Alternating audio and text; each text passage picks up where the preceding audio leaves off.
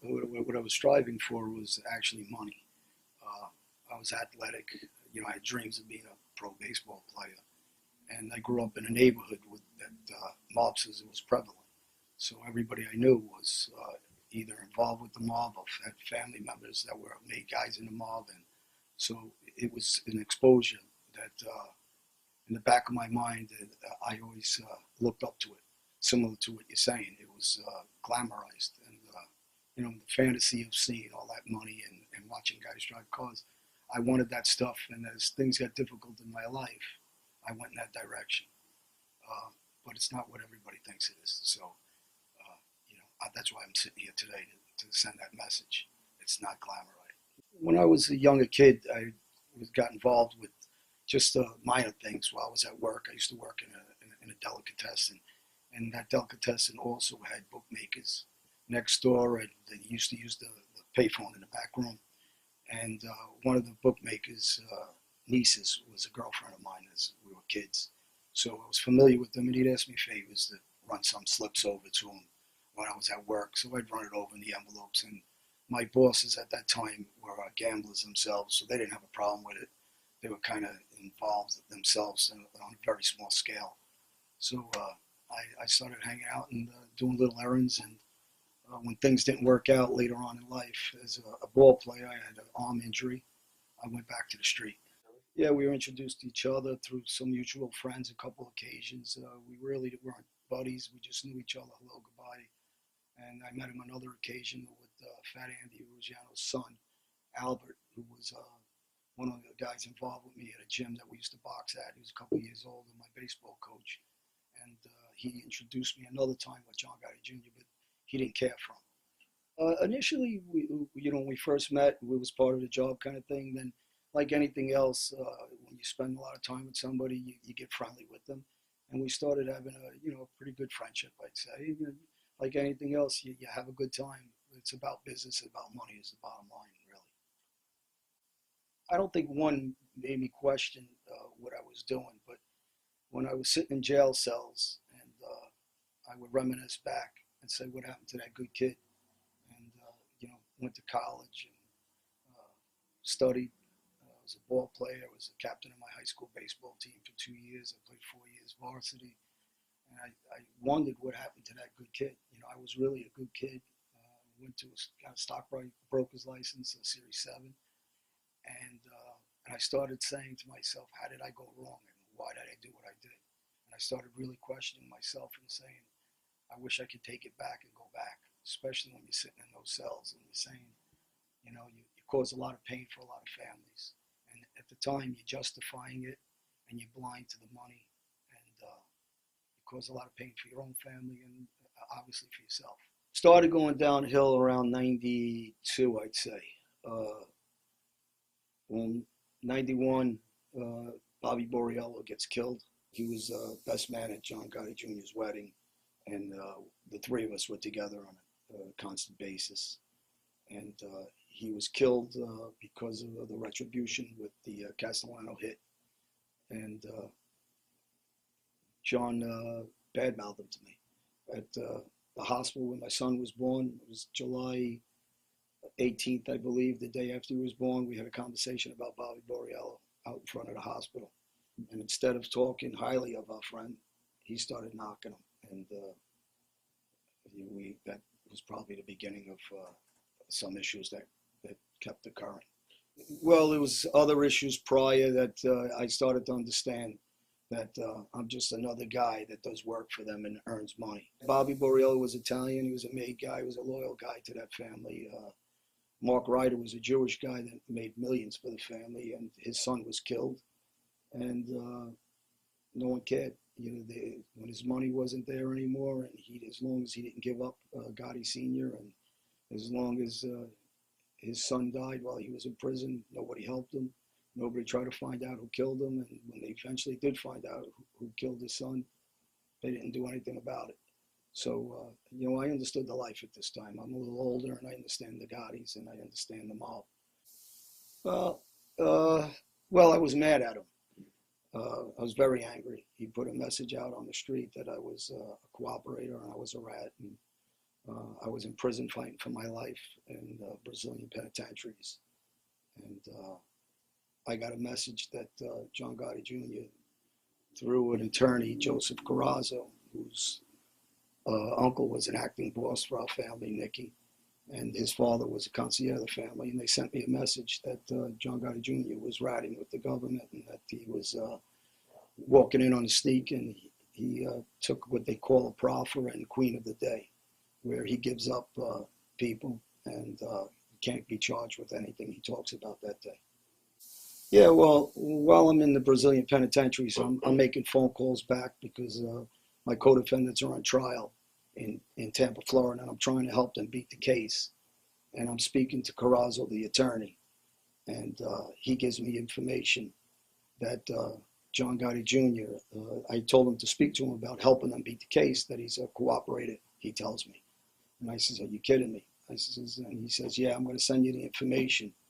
We got it from an attorney, Charlie Canisi, who gave it to a client prior to him. His name is Danny Marino, who's also a made guy in our family. Danny Marino took that 302 when he got his hands on it from Charlie Canisi, and he brought it to our administration, which was the Carrazzo brothers, concierge and acting bosses. I don't know how much he knows is out yet, because in George Anastasia's book, he places the front page of his 302 proffer Queen of the Day, where he rats, in the book with his signature on it, his attorneys, the prosecutors, and we have the paperwork. That so it's not something he could dispute. And I don't know how much he's aware of what we exactly have yet, and that the public will have shortly, that he got on 60 Minutes, and it'll show you his credibility. 3 times, called me a miscreant, called me some names, and I used to be real angry at him. What I am is angry at his message, not about me personally, about, listen, the mafia is done for me. It's done for him. Let's pass a message to these kids. He suffered as I suffered in different ways. I don't really care what he did, that he cooperated. At this point, at one time I did. He actually did me a favor, so I'm finished with the life. So he has his own issues in his own camp of where that paperwork actually came from. So I guess when he finds out, he'll have to have that discussion with his attorney about him giving that paperwork out on him, because he has no knowledge of that yet. At the time, I was like any young kid. We believed in all that small print of loyalty and camaraderie and sharing wealth, and it doesn't exist. Now that I'm home and I'm living a right life, I have that loyalty again. I speak to my old friends I grew up with since we're kids, and I stay with everyday, regular, hardworking people and gentlemen. I choose my friends correctly now at an older age, so I understand life a little more, and I'm trying to do the right thing and live the right life with the right guys. So yeah, the loyalty is in a different direction these days, an aspect of life. So no, I had an exciting life. I can't say I didn't, but I had pain that you can't imagine. And John Gotti Jr. also and his family suffered that same pain. That's why I don't understand this message that he's trying to project, portray in his, in his message to people in this new book that he's writing about his father, and he's glamorizing the life, and as if his father was a king of a country. He could love his dad, and he should. And his dad loved him, and his kids could love their grandfather. But they need to pass that message out that he lived a life that was garbage. He was a monster on the street. He ordered a lot of hits. I was a bad guy on the street. John Jr. was a bad guy on the street.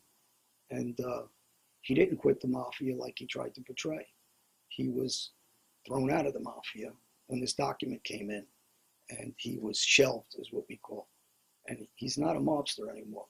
He used that as a defense in '99, I guess, that he quit the mafia. It doesn't exist. It's not true.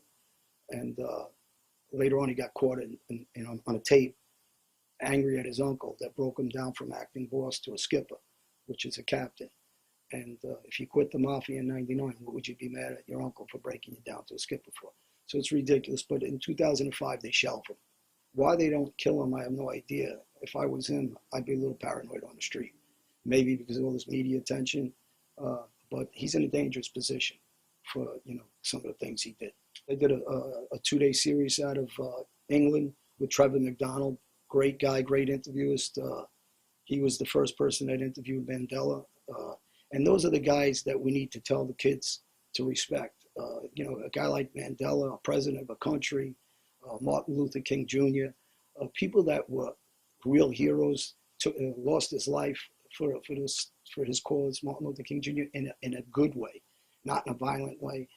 This guy that he's trying to portray as one of these kind of people, his dad, I'm sorry, he's not. He's just a bad guy. But he was his father, and that's okay. You can be entitled to love your dad, but just keep that in perspective. And I'm trying to send a different message than him, and I'm not knocking him. So I know a lot of the media thinks I knock him, and he knocks me. I know he does knock me. It doesn't. I don't really pay any attention, any credence to what he talks about or says.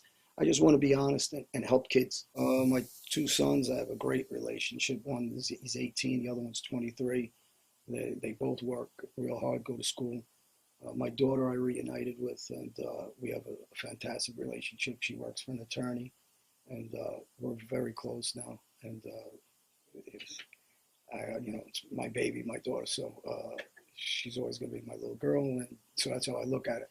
I mean, that's some of the things that these other kids need to see. I says, when you lose contact with your family. And my one son, we got some things to go through, trials, and it's a rocky relationship, and I'm hoping that it gets better. That's my oldest son. I mean, this is something I feel like everyone's going to want us to touch upon before we end. And you don't have to answer it, but what happened with Vicky? To me, I won't answer that. It's not relevant. I was talking about the mob, and keep it to that. I don't want to talk about anybody personally. I don't have any hard feelings towards her or anybody in his family. So it's not part of the message that I want to send out. And, I want to be relevant as far as helping kids. I did some things that I'm ashamed of and wish I could take back. I can't. The only thing I do is move forward and try to help some kids, and I'm hoping to do that. And I'm hoping to make money the right way, break into this movie business. And I got a consultant job coming up in a couple of months, and hopefully I can get on that path and make a difference in a couple of different areas.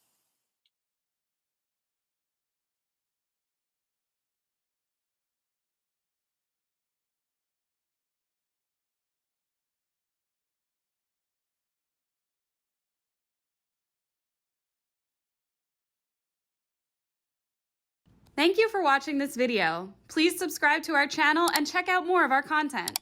Feel free to give your feedback and suggestions on what we should do next in the comments. This is Infinite Lee Productions. We love ya.